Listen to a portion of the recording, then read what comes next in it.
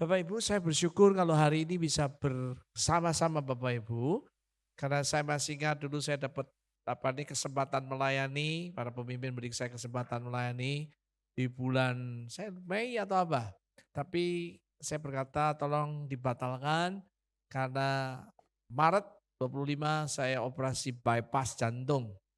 Jadi pada waktu bypass jantung sebelum saya masuk ruang operasi, saya berkata pada istri saya, 5-6 jam ke depan saya akan melek, ada dua hal yang terjadi. Satu, saya ketemu dengan engkau wajahmu yang cantik luar biasa dan penuh ceria, atau saya ketemu Tuhan langsung.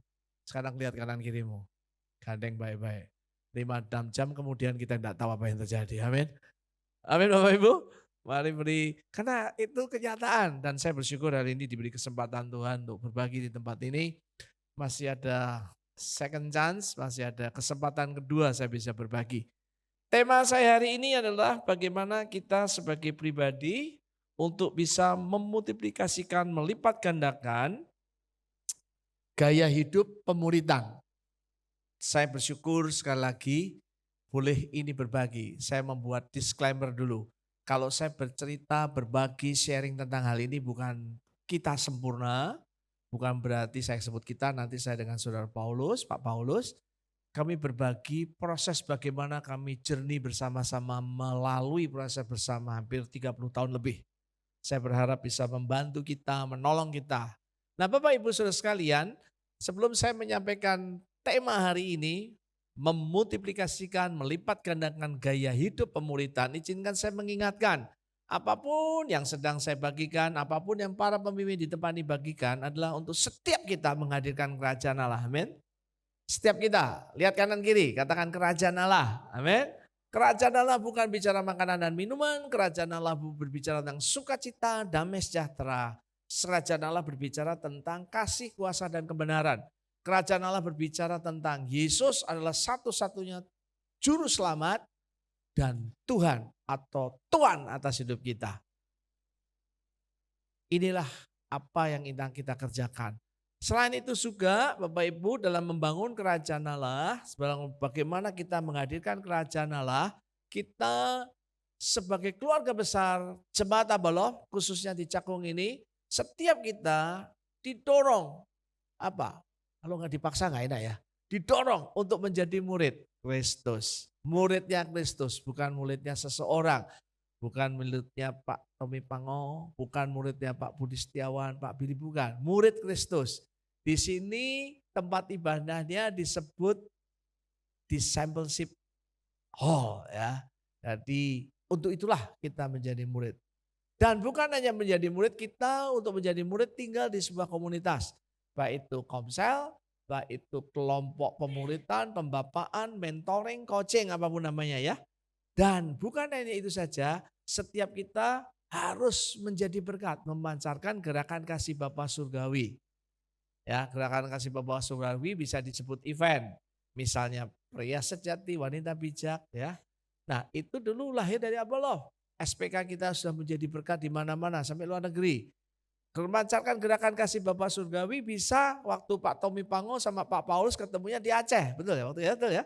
Waktu kita melayani orang-orang yang sedang kena tsunami.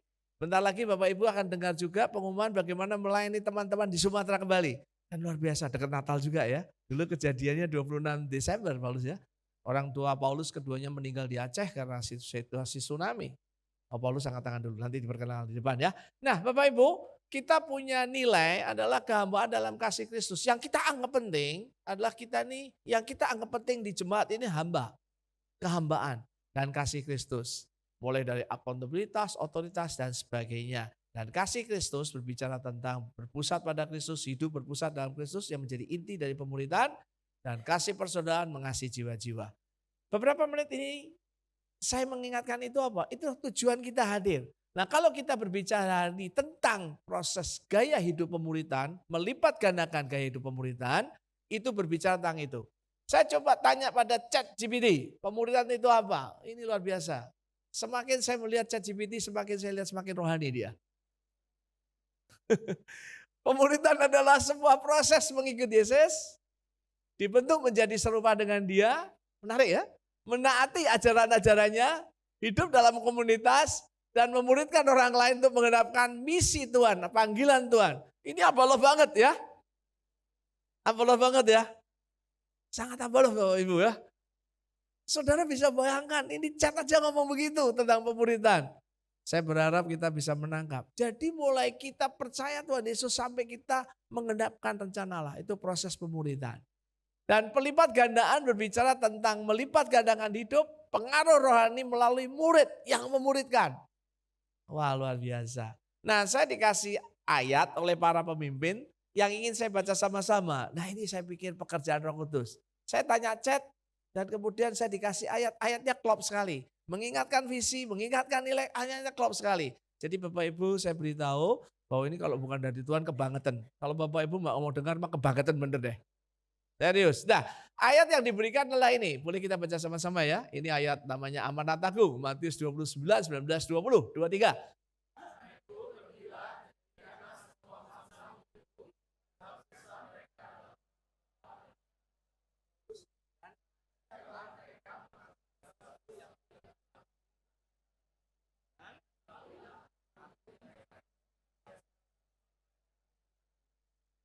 Bapak Ibu, ini berbicara ayat tentang pemuridan. Ya. Yang kedua, pada masa itu ketika jumlah murid makin bertambah, timbullah sungut-sungut di antara orang-orang Yahudi yang berbahasa apa? Yunani. Terhadap orang-orang Ibrani karena pembagian kepada janda-janda. Dari dulu memang janda-janda dan orang miskin bikin masalah kelihatannya ya. Oke, kepada janda-janda mereka diabaikan dalam pelayanan sehari-hari. Dua ayat terakhir kita baca sama-sama, 2 Timotius. Sebab itu, hai anak, dalam apa yang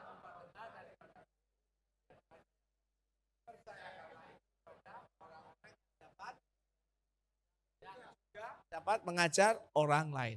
Apa yang ingin Alkitab katakan tentang proses pemuritan ini? Apa yang ingin kami para pemimpin di tempat ini berbicara tentang pemuritan? Ternyata pemuritan adalah perintah Tuhan. Jadikanlah semua bangsa muridku. Itu bukan sebuah pilihan. It is not apa? It is not option. It is not option. It is obligation. Ketika John Kennedy berbicara di Florida tentang peluncuran pesawat Apollo, dia dikatakan begini, failure is not the option. Kegagalan bukan sebuah pilihan lah gitu ya. Artinya tidak boleh gagal. Dan pemuritan adalah sama. Mungkin ada yang berkata, Pak Pita, saya ini sudah tua. Pak Pita usia saya. Pak Pita saya ini nggak punya waktu. Pak Pita, kalau biasa Bapak Ibu panggil Pak, itu berarti Bapak Ibu ada kemungkinan memang usia Bapak Ibu sudah tua atau mungkin sangat muda. Kalau yang di sini panggil saya Kak, saya jamin usia 45 tahun itu ya. Jadi ini orang lama ya. Panggil saya Kak berarti sudah tua. Oke. Nah, pemuritan ternyata bukan pilihan. Pemuritan adalah sebuah perintah. Dan itu bukan karena kita bisa, kita mampu, tapi karena Allah. Itu adalah kasih karunia Allah buat kita. Dan Alkitab mengatakan 2 Timotius mempercayakan kepada orang yang dipercaya ada bagian ketiga. Adalah ada bagian dari kita yang mesti kita kerjakan, lakukan. Satu, perintah Tuhan, keharusan, tapi juga kemampuan dari Allah pada kita, kasih karunia kemampuan Allah untuk kita melakukan firman Allah. Yang ketiga adalah ini adalah sebuah bagian tanggung jawab hidup kita. Ada bagian kita yang mesti kita kerjakan. Itulah pemuritan. Kita mesti tahu bahwa inilah perintah. Nah, tentunya di dalam proses pemuritan ada 3 hal yang paling penting yang saya ingin mengingatkan. Ternyata Pemuritan itu berbicara mengikuti yang tadi katakan. Mengikuti dan menjadi serupa dengan Kristus. Kita mengikuti Kristus. Kita mengikuti Kristus. Kalau Bapak Ibu masuk kelompok pemuritan, ada pemuridnya bukan berarti kita murid orang itu. Iya betul dalam konteks kita belajar melihat teladan seseorang. Tapi sebenarnya kita sedang bersama-sama mengikuti belajar untuk menjadi serupa dengan Kristus. Kita bukan murid seseorang tapi murid Yesus. Coba proses kita belajar melalui peneladanan. Dan dalam pemuritan kita bertumbuh bersama-sama. Di dalam kelompok pemuritan yang tumbuh semua orang. Dan yang paling terakhir menghasilkan sebuah menghasilkan murid, bukan sebuah, menghasilkan murid lainnya. Itulah pemuritan. Bapak Ibu, kalau saya cerita ini kadang-kadang kita bisa nggak dapat isunya.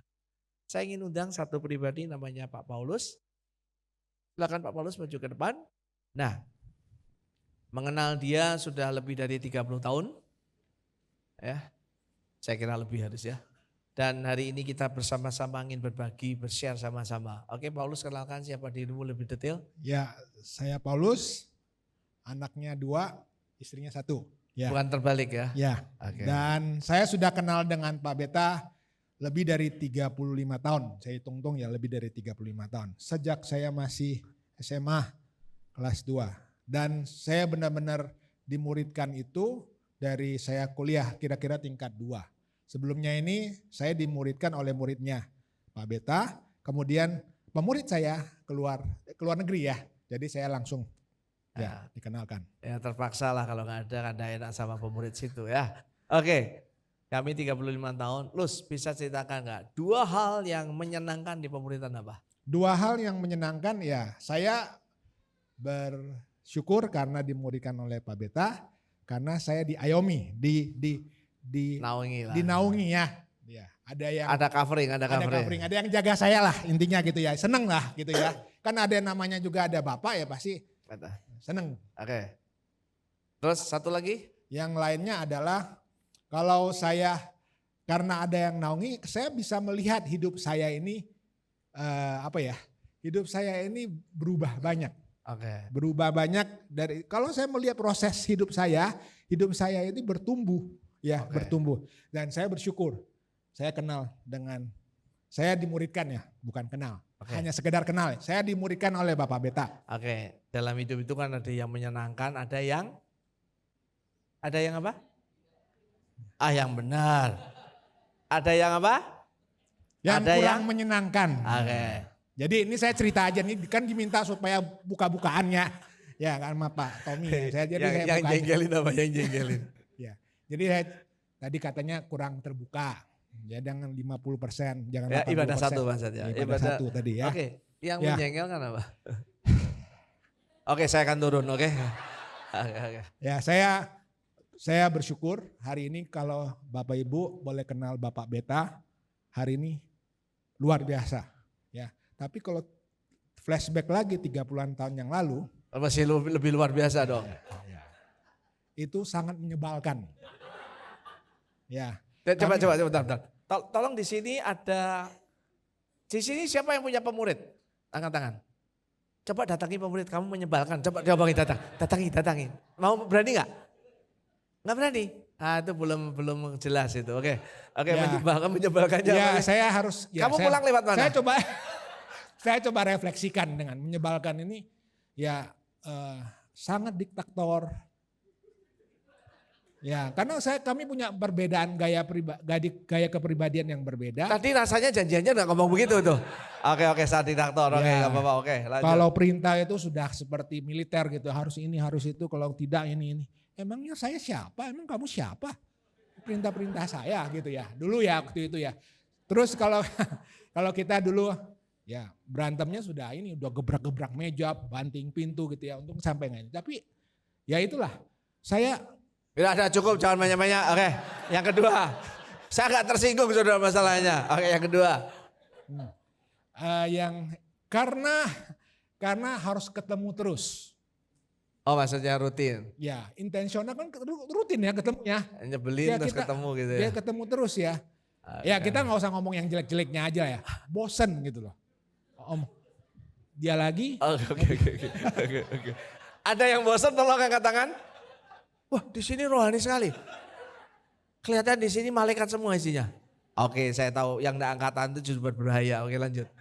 Ya, Bosan terus? bosen ya, dan melihat bahwa secara manusiawi ya kan, cari variasi kok yang lain gitu, yang modelnya dia lagi gitu loh, ketemu terus. Tapi saya bersyukur, ya ini ada tapinya ya. Oke, Saya nah, bersyukur karena ketemu supaya dengan, nanti pulang tetap sama-sama. Oke, nggak apa. Oke. Saya Ada bersyukur. dua bosan, ada dua yang menyenangkan. Ya. Saya ingin pause dulu Bapak Ibu. Proses ini tetap kita lakukan karena ini sebuah perintah. Oke. Nah, lu apa yang membuat kamu bisa bertahan dalam situasi itu? Karena kami tahu, saya dan istri saya dimuridkan oleh Pak Beta bersama dengan istrinya. Sejak Kakak kami, kesini karena kita sejak- di video. sejak Ini kami- masuk YouTube masalahnya. Halo. Yang di debat YouTube, halo. Ibadah langsung, jangan di YouTube aja. Oke, I love you. Oke, lanjut. Ya, sejak kami menikah kami langsung dimentor oleh Pak Beta dan istri, dan kami melihat bahwa kami punya teladan karena Pak Beta dan istri juga apa adanya. Hidup dengan mereka juga, dan apa adanya mereka itu bukannya untuk cari untung dari kami juga. Ya, karena maunya baiknya dengan kami, apa yang dari hidup kami ya yang terbaik. Sekalipun itu proses yang tidak menyenangkan buat saya ya dan istri. Ya dengan kami melihat hal yang luar biasanya, kami melihat teladan dari banyak hal yang kami pelajari dari teladan. Boleh yang nggak ada. satu yang lebih real, teladan apa misalnya? Teladan salah satu contoh yang real ya. Kan saya tadi sudah cerita, Pak Beta itu gayanya seperti apa ya sebelum menikah. Setelah menikah ketemu dengan istri yang gayanya juga luar biasa, yes gitu ya. Maksudnya Kalau Pak Henry bisa ketawa-ketawa hari ini mengerti. Nah, gitu istri ya. saya itu lembut, maksudnya istri saya apa? Ini, Ya luar biasa lah yang penting ya. Oke, saya cerita, istri saya sangat dominan, sangat tegas, dan sangat detail. Jadi kalau bicara keselamatan, saya akan 3 jalan masuk surga. 3 aja buat saya udah banyak, dia bisa 30 jalan masuk surga. Oke, I love you Eliana. Oke, kalau di YouTube, oke. Ya, dan tapi gini, prosesnya ini buat kami berdua ini mendewasakan kami. Saya cerita, istri saya juga awal-awal pemuritan itu konflik banyaknya. Itu dengan Ibu Eliana. Tapi ini baik buat kami berdua dan kami melihat prosesnya ini. Bapak Beta dan Ibu Eliana bersama dengan anak-anak. Terutama dengan dengan anak yang pertamanya, Abel. Kalau Abel hari ini ada dan boleh ada di dalam keluarga ini, kami berdua berkata, harusnya Pak Beta dan Ibu Eliana itu bisa mengambil opsi-opsi ya supaya lebih baik untuk keluarga mereka. Mereka berdua, anaknya bisa dititipin ke panti, anaknya bisa punya opsi yang lebih baik lah. Oke, Abel ini autis ADHD, mungkin Bapak Ibu yang belum tahu, cukup sebenarnya parah sekali tidak, tapi cukup parah. Oke ya. Jadi masuk di panti terus. Nah, tapi mereka mengambil opsi untuk tetap dekat bersama-sama, dan ini melelahkan buat mereka berdua. Mereka berdua mengambil contoh teladan untuk membesarkan Abel dengan cara yang luar biasa. Dan kami belajar tentang itu. Ya di tengah-tengah kami juga punya masalah membesarkan anak-anak kami.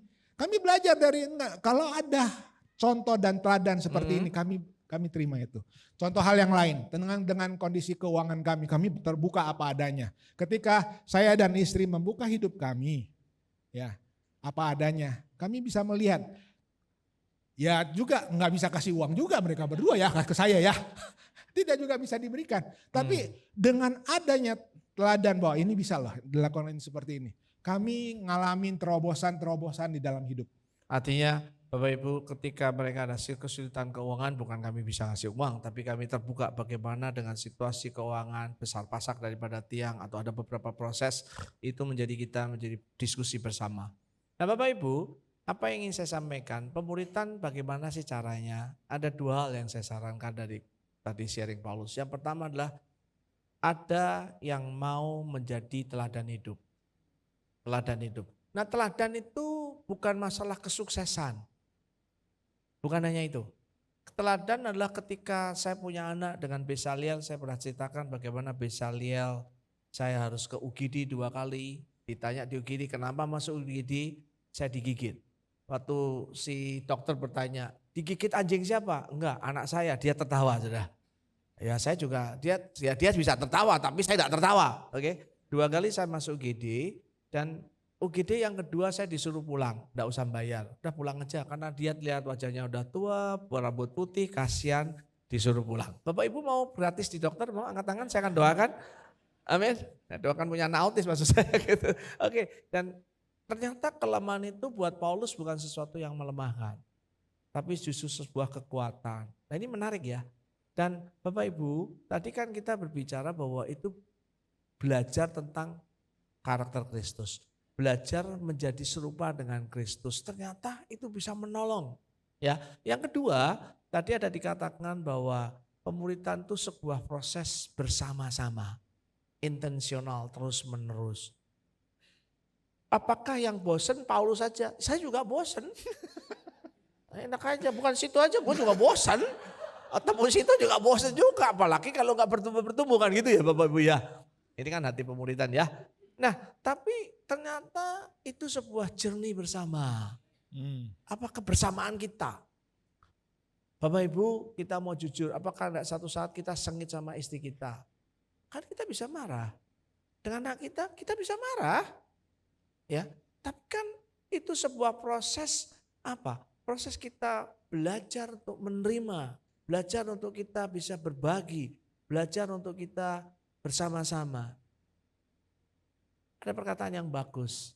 There is no gain without pain. Tidak ada sesuatu yang gain, yang menguntungkan, yang bisa mendatangkan sesuatu kebaikan. Kecuali mulai sakit. Saya seorang olahragawan, walaupun saya bukan pemain profesional, tapi sekolah saya juara. Ya, juara basket. Pelatih saya itu Daniko Sasih, almarhum Presiden Perbasi, Ketua Perbasi, 2 periode meninggal tuh. Kami berdua ini kayak adik angkatnya, oke? Kami dekat sekali. Dan saya masih ingat, kami latihan basket itu cuma latihan dribbling, layup. Dan dimaki-maki lagi. Itu Pak Daniko Sasih, sorry ya yang di surga, dia dari surga masalahnya. Itu isinya maki aja belum bertobat.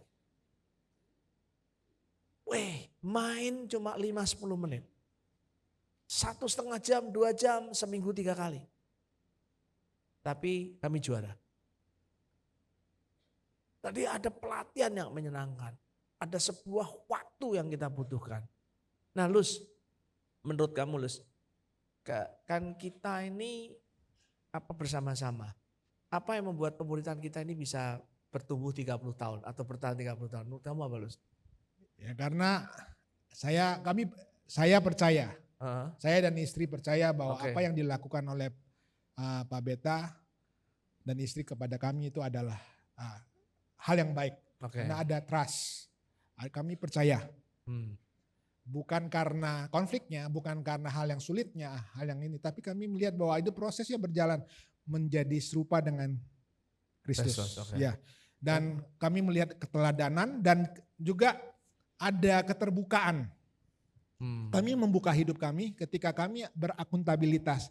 Kami jadi apa adanya, cerita apa adanya. Kami juga melihat kehidupan mereka berdua juga apa adanya, bukan ada apanya ya. Benar-benar ini saya dan istri melihat bahwa ini harusnya yang cerita istri saya yang jauh lebih bisa menceritakan hal yang detail cerita. Tapi hari ini dia tidak bisa karena ya ada hal yang lain. Ya. Oke, Bapak Ibu, ini penting. Selain kita bersama-sama ada teladan, kita boleh punya waktu. Nah, ada kata penting, unsur penting yang saya sebut itu adalah gaya hidup yang dimiliki oleh pemuritan. Kita harus percaya. Pemuritan sebenarnya terjadi di sebuah keluarga, ayah, ibu, anak. Betul? Itu sebuah pemuritan. Kelompok pemuritan juga dengan konteks Ulangan 6. Ayah seorang pemurid untuk istri dan anak-anaknya. Yang menjadi proses penting adalah percaya. Dia percaya saya tidak menyesatkan. Saya percaya bahwa Paulus diberikan kami untuk kami latih, kami didik. Ingat, itu muridnya Kristus, bukan murid saya. Jadi kalau ada orang takut kepada pemuridnya lebih daripada takut pada Tuhan, itu berbahaya. Oh, saya sangat serius. Ada orang begitu bangga memperkenalkan ini murid saya. Betul dia murid saya, tapi saya hanya apa? Saya ini hanya wakil saja. Dia belajar keteladanan dari seseorang saja. Dan percaya itu penting. Kenapa? Kita masuk surga karena percaya. Kita masuk kerajaan Allah karena percaya. Setuju? Jadi Bapak Ibu, saya ingin menyarankan, kalau engkau tidak percaya dengan pemuridmu, engkau tidak percaya dengan komunitasmu, jangan tinggal di komunitas itu. Tidak berguna.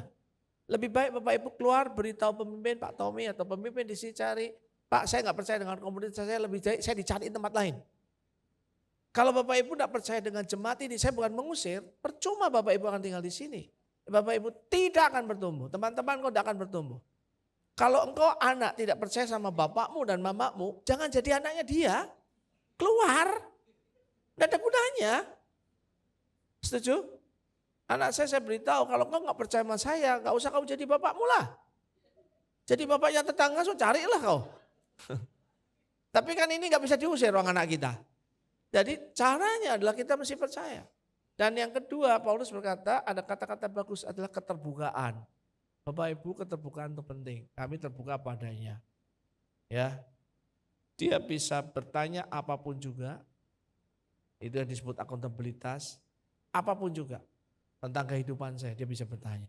Nah Bapak Ibu, saya berharap, kenapa pemuritan kita gagal? Kan Anda terbuka. Ada kalanya orang terbuka itu hanya cuma talinya saja. Tali saudara. Tidak tahunya di belakang tali ada kebu 10. Ada orang ngomong, Pak saya cuma nyuri tali. Oh ya tali, ternyata talinya ada 10 kebu. Lah kebunya nggak diceritain. Ada banyak orang terbuka, tapi terbukanya separuh-separuh. Hanya 5%, 10%, 50%. Ya, Kak, saya menyakiti istri saya. Hanya ngomongnya begitu. Menyakiti kenapa enggak cerita?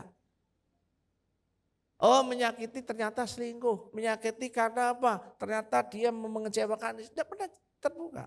Enggak pernah jelas. Oh, Kak, saya ini ada masalah keuangan. Enggak ngomong kalau masalah itu pinjol. Enggak masalah kalau masalahnya itu adalah bagaimana gaya hidupnya yang mewah, yang berlebihan. Bapak Ibu, di dalam pemuritan kita tidak bisa lakukan yang namanya keterbukaan terbatas, tidak bisa. Tidak akan menolong kita. Nah tadi Paulus berkata tentang akuntabilitas. Dalam hidup saya mengizinkan orang-orang untuk bertanya apapun dalam hidup saya. Apapun.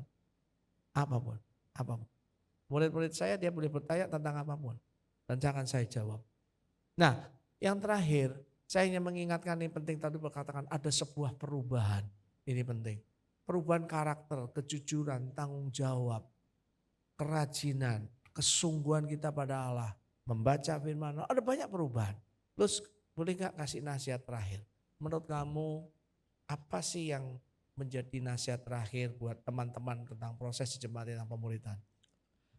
Proses pemuritan ini adalah hal yang bisa kita lakukan, bisa saya lakukan dan semua ini karena apa yang saya lihat teladan dari Pak Beta, saya juga melakukan hal yang sama. Saya memuridkan orang lain ya. Kalau ada pemain drum namanya Kevin yang sering di sini, dia itu murid saya dan kemudian Kevin memuridkan orang lain karena dia melihat saya dan saya melihat.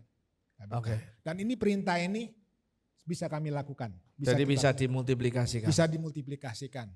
Dan saya bersyukur ya hari ini saya ada karena saya dimuridkan dengan baik. Ya saya mau proses di dalam prosesnya ini. Oke. Thank you Lus, silakan duduk kita beri tepuk tangan Paulus. Bapak Ibu, saya berharap dialog ini menolong kita sebuah proses pemuritan. Saya berharap kita bisa melakukan. Mungkin di sini ada berkata, Pak Beta, saya ini sudah ada usia. Tadi pagi ada yang lebih sepuh. Tapi saya memberi prosesnya begini, mungkin kita nggak bisa lakukan.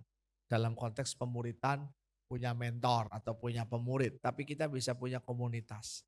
Tapi kita bisa ingatkan anak kita bisa doakan cucu kita bisa ingatkan proses itu kepada mereka. Paulus begitu tahu kehidupan Timotius, Timotius itu orang luar biasa. Tetapi bukan hanya Timotius saja yang luar biasa. Dikatakan dia punya nenek namanya Louis. Dia punya ibu namanya Eunike. Orang tua memberikan dorongan secara luar biasa untuk pertumbuhan iman. Kalau di sini engkau seorang ayah yang tidak punya mentor, saya hanya beritahu, pastikan anakmu punya. Cari anakmu yang masih remaja, anakmu yang entah itu dewasa, sudah mesti cari. Anak saya yang autis dia punya 2 mentor. Anak saya yang di Kanada walaupun tidak disebut mentoring pemuritan, dia punya orang yang dimana ketika sulit dia cari. Bapak Ibu, anak saya sangat dekat dengan saya. Ketika dia jatuh cinta, dia cerita kepada saya. Ketika dia mengalami kegagalan, dia cerita kepada saya. Ketika dia pacaran, dia cerita. Dan saya interview, saya diskusi dengan pacarnya. 2 kali dia pacaran, 2 kali gagal. Oke? Dan kami punya hubungan baik dengan pacar-pacarnya. Waktu dia bilang pacaran, dia belum tidak kenal pacaran. Betul loh? Waktu itu kami berdebat luar biasa. Zaman papi berbeda dengan saya. Oke, good. Apa yang kamu sebut pacaran? Oh, pacaran ini karena saya ingin dekat. Saya ngomong dengan istri saya, untung anak kita jatuh cinta sama pria. Kalau jatuh cinta sama wanita, kita yang repot karena dia wanita. Itu lebih repot. Tapi ketika kami diskusi, kami memberikan brother. Pacaran itu artinya apa? Artinya adalah no sex before married. Tidak ada physical touch. Dan kami bangun proses itu. Artinya, tapi anak saya punya mentor. Bapak Ibu, saya ingin mengingatkan. Kalau anakmu tidak punya mentor, dia tidak maksimal. Nah Bapak Ibu bagaimana? Pak Peter saya nggak ada, Bapak Ibu mesti cari. Saya kasih contoh. Saya dulu dimentor oleh Pak Edi Leo. Tapi problemnya Pak Edi ini kan sering traveling. Kami pernah tua di Bali, saya tinggal di Bali. Kan repot. Nah, ya kita berusaha mencari, tapi jarang. Kadang-kadang setahun ketemu cuma sekali, setahun 2 kali, itu bukan mentoring. Itu bukan pemuritan. Itu cuma ketemu aja, diskusi. Saya serius.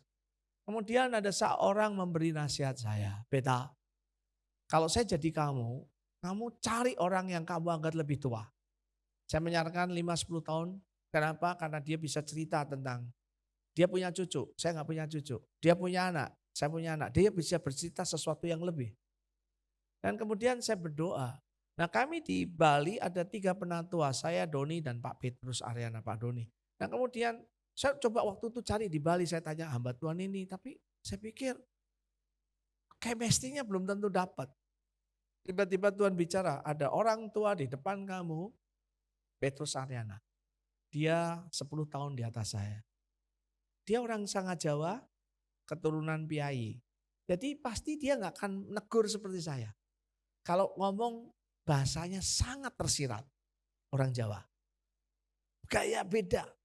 Tapi Tuhan berkata, daripada kamu cari orang lain, cari aja penatua. Apa yang saya lakukan Bapak Ibu? Saya berdoa, saya berkata pada dia, Pak, boleh nggak Bapak jadi mentor? Terlalu dia akan nolak. Kenapa? Pada waktu saya di Bali, saya pemimpin dia. Karena saya diutus, saya jadi pemimpin di sana. Bapak Ibu bisa bayangkan? Tapi pemuritan bukan masalah apa-apa. Masalah bagaimana kita menundukkan diri. Kenapa? Usia saya waktu itu 55 tahun. Dan tidak bisa diulang. 55 tahun. Apa yang saya lakukan Bapak Ibu? Saya datangin dia. Saya berkata, Pak Petrus mesti tolong saya. Saya tidak punya mentor. Mentor saya Pak Edi, tapi kan kita nggak lakukan secara kontinu. Bagaimana saya bisa memberi teladan buat orang-orang di bawah saya untuk bilang pemuritan, padahal kita nggak melakukan. Apa yang saya lakukan? Yang penting gini Pak Petrus. Pak Petrus kasih saya waktu. Saya akan cari Pak Petrus. 10 kali pemuritan, 10 kali waktu yang saya, 100% saya yang nyari. Bapak Ibu mau tahu? Seminggu, sebulan sekali atau 2 minggu sekali saya lakukan. Saya datangin, saya ceritakan hidup saya. Pak Petrus ada nasihat apa? Pak Petrus lakukan apa? Bapak Ibu, dia nggak pernah tanya. Dia nggak pernah periksa hidup saya yang bicara. Saya lakukan lebih dari 5 tahun. Dan tidak pernah dalam 1 bulan saya absen. Kecuali saya bypass. Saya harus istirahat sekitar 3 bulan, 4 bulan. Jadi Bapak Ibu kalau bicara tentang pemuridan, apakah Bapak Ibu mau atau tidak? Kalau Bapak Ibu berkata saya nggak bisa, itu bukan alasan. Saya dulu punya murid-murid. Murid-murid saya ini orang-orang hebat. Pelayanannya hebat. Seminggu 5 kali keluar dari gereja. Dan selalu saya dikasih alasan. Saya bilang oke, waktu itu 24 jam. Saya beritahu sama mereka. Jam berapa kamu selesai pelayanan? Rata-rata jam 10 malam di Jakarta. Saya ngerti. Oke, kamu belum menikah kebanyakan. Ini saya lakukan. Dan Paulus salah satu orangnya. Saya tunggu di rumah saya jam 11 malam. Jam 11 malam. Kami pemuridan hampir 2 tahun. Jadi kalau bapak-bapak yang terhormat, teman-teman terhormat Anda sibuk, you a liar, saudara bohong. Saudara bisa lihat drakor, saudara bisa ke WC, saudara bisa makan. Saudara sedang berbohong. Yang jadi masalah adalah itu tidak penting buat saudara. Yang jadi masalah itu tidak penting buat anakmu. Yang jadi masalah itu tidak penting untuk hidupmu. Yang jadi masalah engkau tidak mau ada sebuah perubahan. Kita tidak mau terikat. Kita tidak mau menundukkan diri. Kita tidak mau belajar otoritas. Kita tidak mau ditanyain. Jangan kasih alasan apapun. Saya hidup dengan kesibukan. Saya bekerja lebih 8 jam. Heri ada di situ. Heri kacamata angkat tangan. Dia tim saya. Dia tahu jam berapa saya kerja. Kalau saudara mau tahu di bawah itu ada namanya Jack. Jack itu adalah driver yang selalu menemani saya. Dia tahu jam berapa saya kerja. Dan dia tahu jam berapa dia pulang. Saya tahu artinya sibuk. Saya mengerti artinya bekerja. Boleh saya mengatakan kepada Bapak Ibu. Itulah keharusan. Masalah kita mau apa enggak. Masalah kita anggap penting atau enggak. Masalah kita mau atau tidak. Masalah kita mau lihat anak kita bagaimana. Kita mau melihat istri kita bagaimana. Bapak, bolehkah saya ingin berkata, pemuridan dimulai dari keluargamu. Engkau sebagai bapak bertanggung jawab. Saya bertanggung jawab untuk hidup anak saya. Saya bertanggung jawab untuk kerohanian istri saya. Saya pastikan mereka mendapat seorang yang menjadi sumber. Saya bukan sempurna, saya perlu kelemahan, ada kelemahan, bukan seluruh hidup saya kelemahan, tidak. Tapi ada beberapa proses saya mesti belajar. Tapi pemuridan itu adalah kehidupan. Pemuridan adalah jalan hidup kita. Itu yang Tuhan mau dalam hidup kita. Mulai dari keluarga kita, mulai dari komunitas rohani kita, keluarga rohani kita, keluarga jasmani kita. Dan saya berharap di menolong kita. Boleh kita bangkit berdiri sebentar. Mari kita gandeng kalau sudah datang istri, suami, ada anak. Gandeng. Katakan. Di sini anak muda dengar baik-baik. Dengar baik-baik. Kalau engkau tidak jadikan orang tuamu mentor yang baik, aku beritahu hidupmu akan gagal. Karena Efesus mengatakan, hormatilah orang tuamu. Di dalam hidup saya banyak hal kesalahan. Betul. Saya dulu pelayanan. Saya menjadi full time. Tapi saya merasa kalau saya boleh ulang, saya akan ulang. Apa yang saya ulang? Dengan keluarga saya. Kakak-kakak saya berkata, Beta kamu lebih utamakan orang gereja daripada kami. If I could repeat. If I could ulang hidup saya. I will do. Saya akan lakukan. Saya berharap ini menolong kita. Bagaimana pentingnya sebuah keluarga. Tuhan kami serahkan kehidupan setiap pribadi ke dalam tangan-Mu. Tentunya sharing ini tidak sempurna. Karena anakmu juga terbatas. Paulus juga terbatas. Tapi yang anakmu tahu pasti bahwa Roh Kudus akan memberi pengilhaman. Roh Kudus selalu memberikan isi hatinya. Dan pemuridan itu bukan sebuah program, tapi sebuah kehidupan. Pemuridan itu adalah life journey. Pemuridan adalah sebuah perjalanan ilahi seumur hidup kami. Antara Bapa, Putra, dan Roh Kudus dengan aku pribadi, keluargaku, dengan komunitas rohani, dengan orang-orang sekitar. Tuhan, aku berdoa supaya hari ini kami bisa merasakan itu. Lagu ini menolong kita bisa menyanyi sebentar kalau diizinkan. Gandeng istri, anakmu.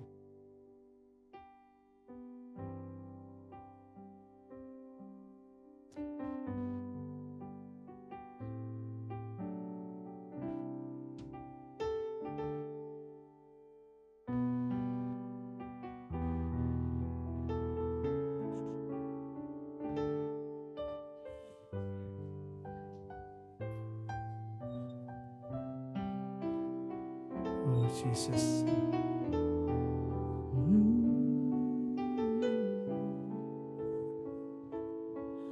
Hanya nama-Mu Tuhan ditinggikan atas seluruh bumi.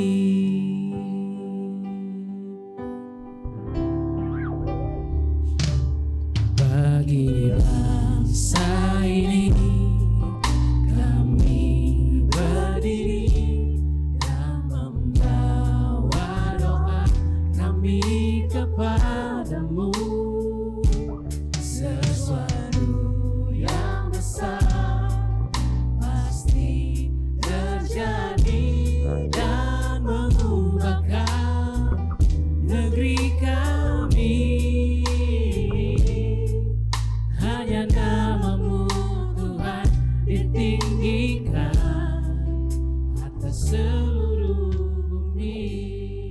Aku berdoa ketika kami mulai dengan pemuritan ini, baik di keluarga, baik di komunitas, supaya ini menjadi berkat dimanapun kami berada. Supaya setiap bangsa, setiap pribadi, suku boleh dimuridkan.